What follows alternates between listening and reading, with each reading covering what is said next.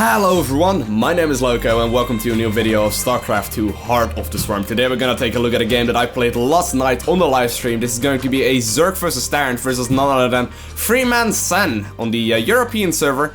And it's going to be a Zerg vs Terran where I attempt to do the Scarlet build order in Zerg vs Terran. Now, as you can see, I sped up the game a little bit for the first 1.5 minutes or so, because nothing really happens anyway. But as you might have noticed as well, we are going to watch this game completely through my vision, so I can talk about the things that I was thinking about while playing this game, and, you know, we can maybe get a little bit of a thought inside of my head. So, here we go, I'm going to be throwing up my 15 hatchery, which is part of the build order. Now, if you're not completely sure what I'm talking about, I recently put up a video on Scarlet's Zerg vs Terran build order, and it's basically the build that she used to pretty much just demolish all the Terran players that were at WCS at the final. So in this specific game I'm going to try and execute that build exactly the way that she does, but obviously, you know, she's a whole lot better than me, so I can't really do it that well. So there we go. I do find my opponent right away in the top left position, which means that we are spawning relatively close in ground, but obviously this is going to be the map Whirlwind, so I don't really need to worry about anything funky whatsoever. And I did realize, okay, there's a command center down right around the 3-minute and 10-second mark. That basically means the only option that my opponent can go for is a 1 Rex command center, and that is most of the time followed up with something like Hellions. So seeing this opener from my opponent, and especially getting confirmation with the Marine, basically means that I am completely free to drone up as much as I possibly want. I might be making one set of Zerglings only, but I don't really need to worry about anything. I know that my opponent can't really pressure me until maybe the 6.5-7 minute mark, because that's usually when the Hellions come on my side of the map, so I don't really need to worry about anything right now. Going to make one set of Zerglings anyway, just for scouting purposes. I'm gonna check with those whether or not my opponent is gonna go for maybe like a 10 Marine push or something random like that. Even though it's like the smallest chance ever, it's not bad to make one set of Zerglings dedicated to scouting like that. So my first queens are about to spawn. I'm going to queue another 2 queens up, obviously, because I want to go for 4 queens as soon as I can. And as you can see, I actually managed to get an SCV right there with the scouting Zerglings, so that's quite nice. I managed to do nice scouting with those for just a little bit, and then I can use my Zerglings for scouting purposes themselves. So I'm mostly going to use those Zerglings just as a little bit of defense to know exactly when my opponent is moving out and to check out what is going on. There we go, I'm going to be starting my 5-minute gas, guys. This is a little bit earlier than Scarlet was taking them, but I was messing around a little. I'm not too comfortable with the style just yet, because I've been opening a lot with an early gas geyser. So I'm just trying to figure out exactly what differences it makes when you take the gases about half a minute earlier than Scarlet does. But honestly, it changes things slightly.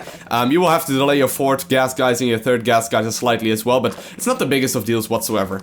So, since my opponent is going for this build, and since I know that the earliest Hellions can't really come out before the 6.5 minute mark, I'm going to be able to take my 3rd pretty much completely uncontested. The 6-minute mark right now, managed to get that one up nicely, without any sort of problems whatsoever. Now, the one disadvantage that these spawning positions do have for me is that I really can't fly in an overlord in any sense, like ever. So I'm not completely sure whether or not my opponent is going for a really quick 3rd base. On some maps you will be able to fly in an overlord and just check out exactly what is going on.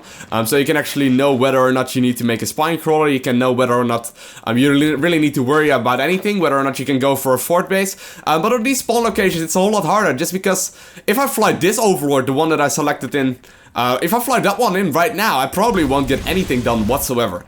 So there we go, I do realize, okay, the Hellions are slightly later, so there's a pretty big chance my opponent spent his first minerals on a 3rd command center, or he might be going for something like 4 Hellions already, so I'm a little bit confused by that.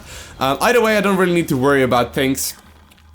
Except for the fact that I need to keep on droning, so that's exactly what I'm gonna be doing. Might make a few Zerglings right now because Zergling speed is about to be finishing up, but after that I'm gonna straight up drone my 3rd base. Now I'm starting the +1/+1, going to be starting my lair, and I'm going to try and get the creep spread going. Now, as you might have noticed, my creep spread is not as good as Scarlet's, which is something that I've been trying to work on in the most recent games that I've been playing, but it's just so hard to do all the things and then all of a sudden have like a billion extra buildings to control of as well. So I'm trying to do the best creep spread that I can. I was pretty warmed up during this game, so it should be going relatively well, but obviously you don't want to have the creep spread like, you know, you don't want to like sacrifice your macro in order to do a little bit of creep spreading. So here we go, I have a bunch of Zerglings out. I notice my opponent is still being annoying with the Hellions. Managed to get a cancel on those creep tumors right now. And I'm basically just using the Zerglings that I have to either zone out his Hellions or to simply make sure that the creep spread keeps going on. I don't want him to run in here. And I do realize, okay, my opponent is going to the top right now with his Hellions, so I might as well do a little bit of creep spreading. I do manage to... Actually, I do manage to lose a lot of them. No, I actually managed to lose 2 of them. Obviously not ideal, but not the biggest of deals either. So there we go, my lair is done. I'm going to be starting my Baling speed up, going to be starting my Spire as well, and just making more and more drones. +1/+1 is about to be finished, and I'm really going to start and try and scout around what is going on right now. At least I should be checking whether or not my opponent has a 3rd base up already. This is something that is the product of me not being super comfortable yet with this build, because, you know, obviously I should be spreading my Zerglings a lot more efficient than I am right now. However, either way, I could probably afford going for a macro hatchery either way, so don't really need to worry too much, but I definitely need to check exactly what is going on right now. So I do realize, okay, there is something at his 3rd base. I don't know if it's a base or not, I don't really know what is going on either way, but I do realize that my opponent is playing relatively greedy himself. His Hellions were slightly late, he most likely has a 3rd base up right now, and he had a bunch of units waiting for me. So this should be the point where I start producing a lot of units. My opponent does have... Or I did get all my saturation going on. I do have a macro hatchery going on as well. And if I don't decide to go for a 4th base, which I do decide to go for, I should decide to make a whole lot of units. Now I do hit a little bit of a supply block right there, so that's not ideal, but... So far it's been looking pretty solid. My creep spread has been decent. Obviously I could improve on that slightly, but it's not the biggest of deals. I'm going to be starting my Mutalisks production right now. Once again, I'm not, like, now I'm watching back this game, it was a pretty decent game, but when I'm looking back at it right now, I do realize that my Zergling micro and my Zergling scouting and my overlords and all that kind of stuff is not nearly where it should be. So I'm going to be a little bit critical of myself right here. I should be scouting around a whole lot more in this specific game. Now luckily for me, I do manage to get my Mutalisk out right now. I also have a whole lot of Zerglings that I can start the production of right now. I also have a bunch of them out. And I don't really want to be droning up too greedily right now, because if I decide to make drones at this very point in the game, I might as well just sacrifice all my units. Because if I make units right now, it will be able to get super risky. Now I do realize that my opponent is still not doing anything, so I am going to get a little bit greedy, get a few more drones going once again. And I do manage to, I actually do manage to catch 2 dropships right there. Now, my opponent did try to go for a main base drop right there. Obviously, that didn't work out as expected, so I'm going to use my Zerglings right here to clean up, going to target fire the Widow Mine down, and I basically got all the units out of the dropship right there. Now this is quite a big deal, because that was about, about 16 or 20 or so supply for my opponent, which is quite a big deal at this point in the game. Because it once again allows me to either start the aggression or to start droning up my 3rd base, or my 4th base rather. If my opponent decided that he wanted to be aggressive, he was gonna need those units. Like, my opponent was not allowed to really start doing anything without those units, and just 16 less Marines, or like 14 less Marines and 2 Widow Mines, or whatever it was, it would just be a gigantic loss for him. So it does allow me to get a little bit greedier. This is the reason why you see me getting my infestation pit up already. I'm going to start a little bit of static defense, because I know I will most likely be fine, and I will most likely be ahead in economy as well, because I have 4 bases up.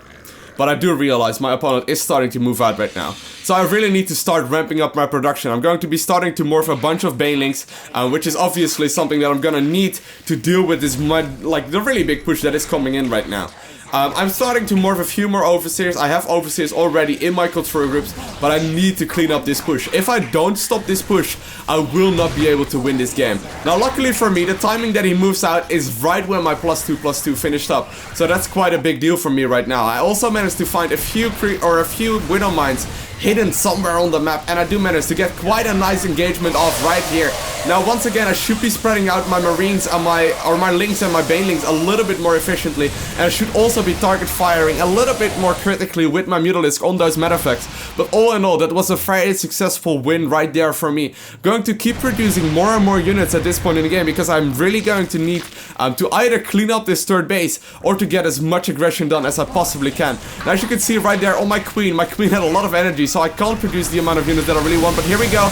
Do manage to get a nice detonation off on that bunker right here, and I'm going to try and keep cleaning up this army. Do manage to get a lot of SCV skill. If we get actually a look at the worker kill tab, I killed nearly 29 workers, or nearly 30 workers rather. And I do manage to also pick off more and more units and more medevacs. So my opponent basically in this game made one slight mistake with mispositioning his army, and it can instantly cost him a game. He might be able to hold just slightly, but it is going to be it's going to be rather hard for him to really do a lot of damage right now. Because I cleaned up his third base, because his third command center is about to die as well, and I managed to get a lot of unit kills as well. Now I'm going to use the mutalisks that I have to target fire down the command center that is already burning down because he had a worker, and he does decide to do GG out of the game. Well, thank you guys all for watching. Have an amazing day. Do not forget to smile, and I will see you in the next video.